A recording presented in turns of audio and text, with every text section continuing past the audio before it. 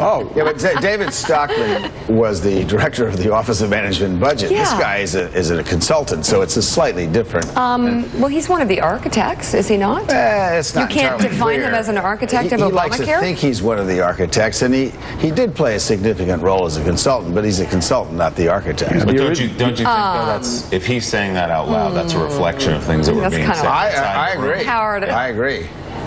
I mean, if you're Ronald Reagan's Office of Management and Budget Director, you have direct access to the president. Now, this guy probably had some access to the president, but my guess is for the most part he didn't. So I'm not excusing the language. It's terrible, and it does. It's bad. It's how we got this bill, which is very complicated.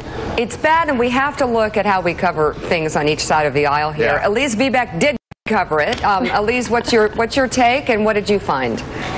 Well, I think we have to remember the Nancy Pelosi comment that makes this Jonathan Gruber comment all the more painful for people on the Republican side. Remember, Nancy Pelosi had that press conference where she said we have to pass this bill to see what's in it. And I think that has continued to echo through campaign ads, through debate over the health care law 4 or 5 years out.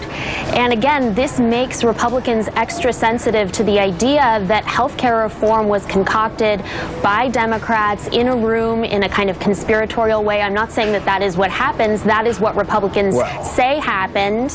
And I think that is an impression that's very difficult for Democrats due to these comments. I think that Democrats need to be much more careful because clearly there was a much more open process than a lot of Republicans believe. I mean, anybody who was covering the formulation of the bill over months and months can tell you that, the pieces were reported on, they were worked out. Republicans might not think that they had enough input, but these comments are very damaging. They continue to contribute to this idea that Obamacare was hatched in a dark room and that it was a conspiracy.